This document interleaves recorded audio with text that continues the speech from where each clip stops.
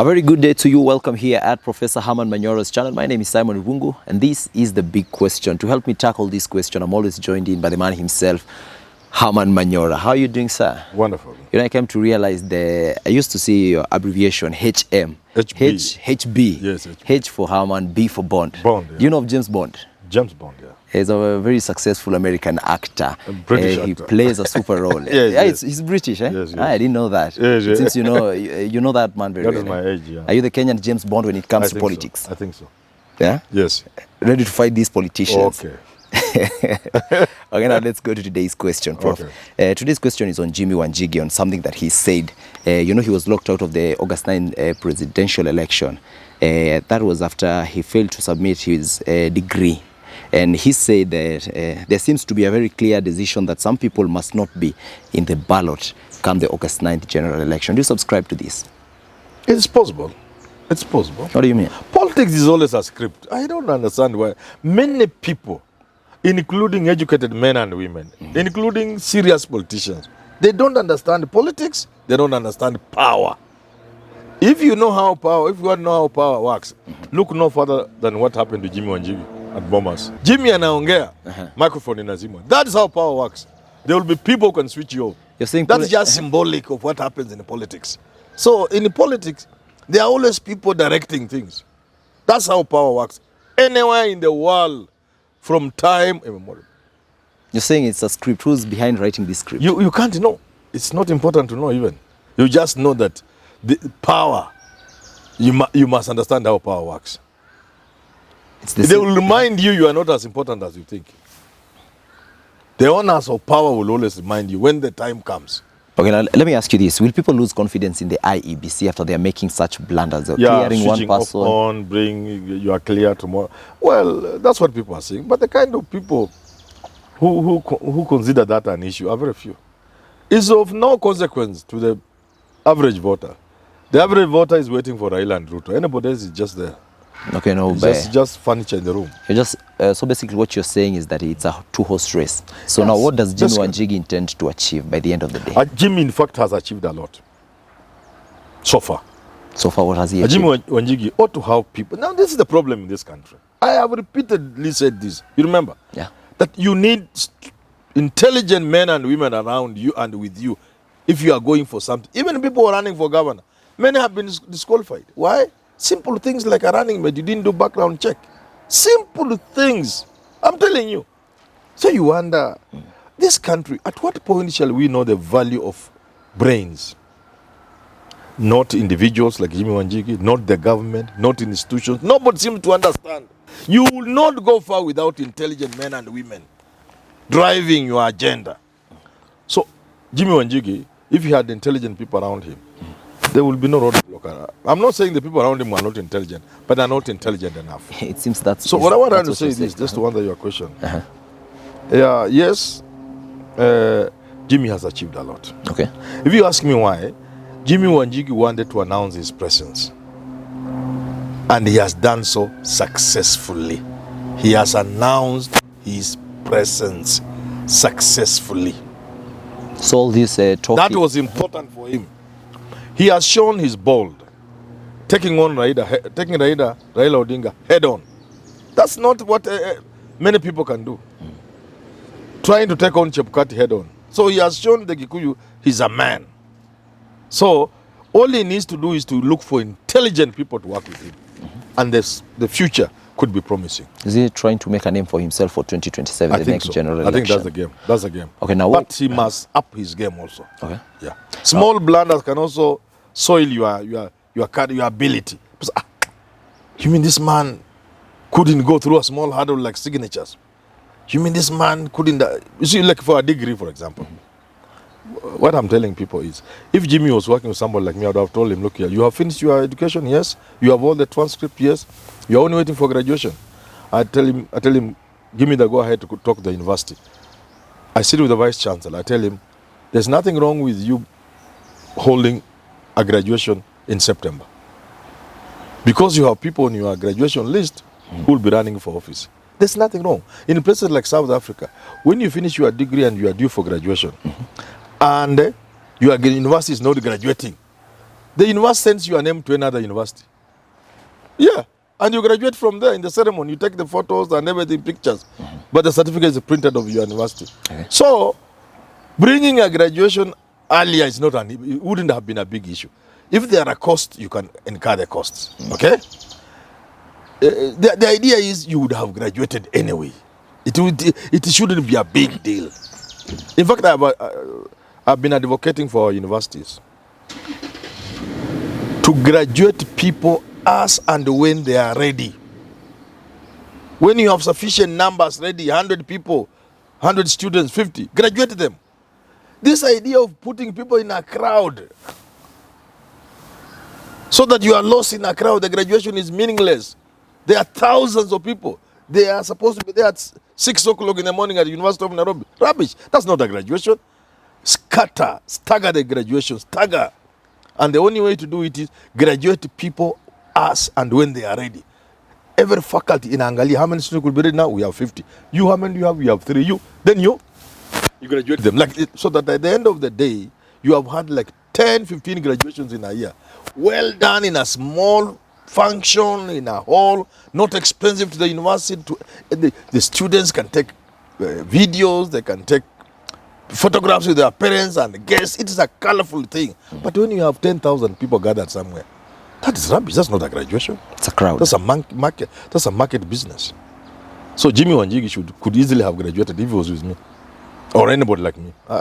When I say this, people say, "Manyora, you are so full of yourself." No, I get pissed off.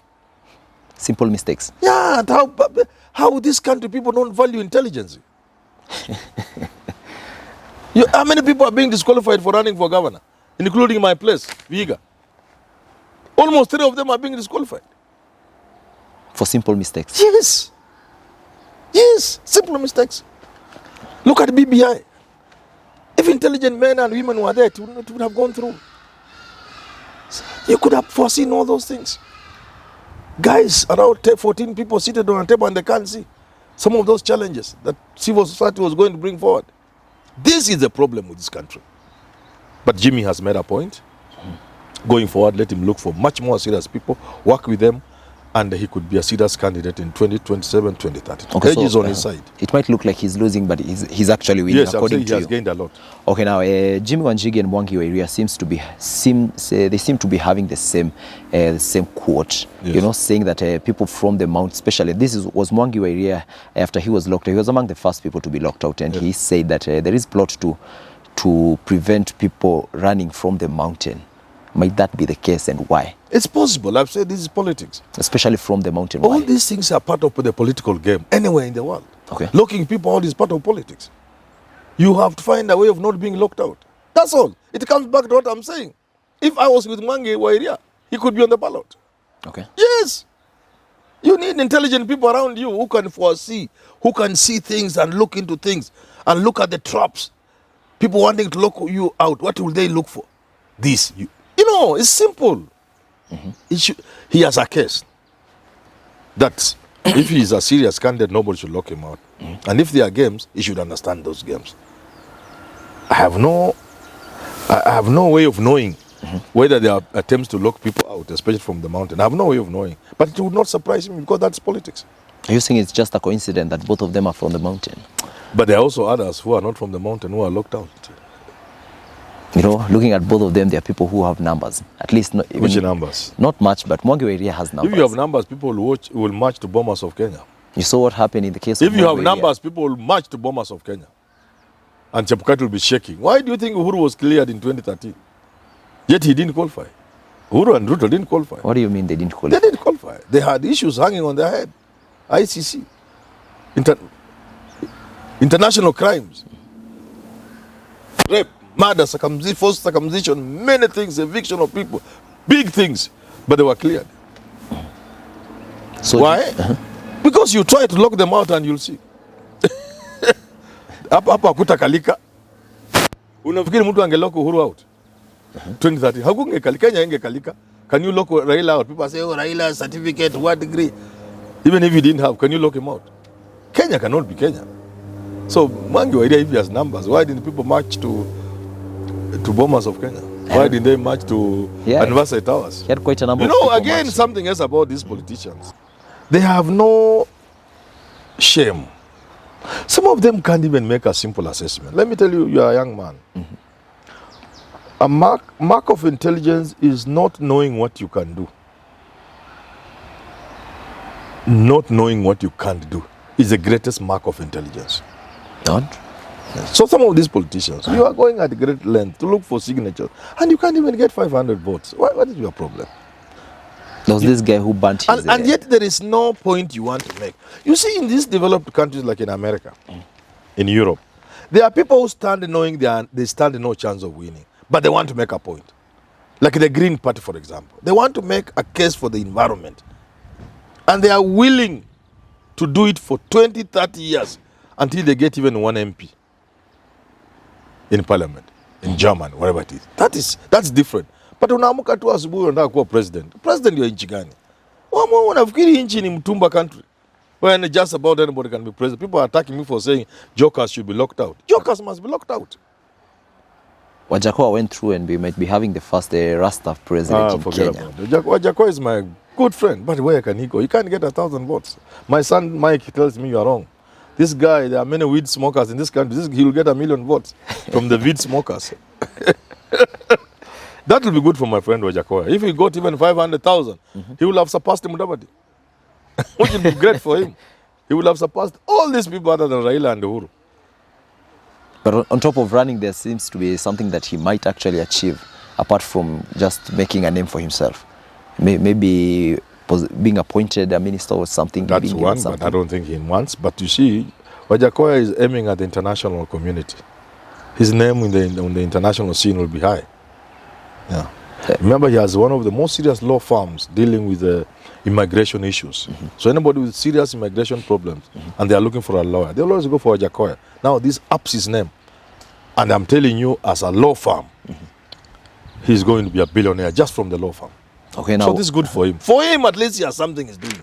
But forget about men are the jokers. Now let's go back let me go back to quoting Jimmy Wanjigi, and he said Uhuru became Jubilee, which later mutated to Azimio, and a few individuals maybe want to remain in government. Might that be the case? Of course it is true. Mutation in politics is normal. From the times of Kanu this, then this, all this is. TNA was Kanu. When Uhuru stopped being chairman of Kanu, he left it to Gideon, but he went away with the cockerel. Only he made it look like a bird instead of a cockerel. TNA with a bird. Yeah. Same mutation. Okay. So Jimmy Wanjigi is right. These are the same people. But he said, including him, he's also Kanu. Everybody, we are the same people in this country. A time will come when a serious person will emerge on the scene, and he will be different from all these players. And he will change the country. Maybe a person we've not seen before? Yeah. Or you've seen him, but you didn't know he was serious. Someone like Gideon Moy? No. Those are the same people. Someone like Manyora. Don't laugh. Now, 2027, I'll be a very serious candidate. I've been saying this and people are laughing. If Raila doesn't deliver, after 1 year or 2 years, I'll launch my campaign. Presidential bid. And the Kenyans will give me billions of shillings. I'm telling you. Because I'm waiting for Raila. 1 year, 2 years. I tell him, Raila, what were you fighting for? We are not seeing what you are fighting for. And then so perhaps next time I'm taking it. Or perhaps then you become an opposition leader. No, when I stand, I'll just get it. Because I'll come with a different story. I love that. Kenya, you see what? Let me tell you why not Manyora. When I say me, it doesn't mean Manyora. Somebody like me. We are creating conditions that will bring somebody like Manyora on board. Because the cost of living, the way the economy is behaving, the state of unemployment and joblessness in this country, all these things are getting to a point where business as usual will not manage. Somebody sitting in State House and thinking people will continue being as hungry as they are, dying from simple diseases, having children with degrees in the homes without jobs. If anybody thinks there will be president in State House, that is not going to work. The people will just say no. And when they say no, there will be somebody like Manyora telling them, yes, it is possible. If we make a departure from the way these people have been running this country. We can now run our country in this manner. And they can see the departure. Not apana. Me, if I stand, the difference between me and them will be like heaven and hell. The difference between me and them will be so clear, even a 3-year-old kid will know. If Manyora becomes president, this country will be different, totally different. But isn't that how everyone And not Manyora, Herman Manyora, Manyora somebody like me. Okay. It can be me, it can be another Kenyan. Okay. And the people like me are there. Make no mistake. They may not be many, but they are there. Okay. Who have a dream and a vision and can transform the country. So that if you left when I'm president and come back after 10 years, you cannot believe this is Kenya. Well, I'm looking forward to your Correct, thank you. for you leading this nation in the near future. Okay, With now the Bush living in State House. Yes. as we finalize the conversation, Jimmy Wanjigi said, come August 9th, we're going to see him in the ballot. Do you think he can It's outdo possible. these It's forces? possible. You can go to court. Uh-huh. They have 10 They days. have 10 days to to petition, launch the appeal. to appeal, to go through the appeal motion, tribunal, whatever it's called, and up to the High Court, up to the Supreme Court. They can be put on the ballot. Nothing strange. It's possible. But I'm happy that at least it's not a crowd. Okay. So that even if Jimmy and Mwangi were here, were to be allowed, we will have 6. That's manageable. But 40, 50, the way they were, no. It was chaos. I salute Chebukati. Okay, now let's wrap up the conversation at that. Well, thank you so much for joining us here at Professor Herman Manyora. If you're joining us for the first time, well, just go ahead and hit the red button. For you, it means nothing, but for us, it means absolutely everything. Well, till we do have the next conversation, enjoy the rest of your day.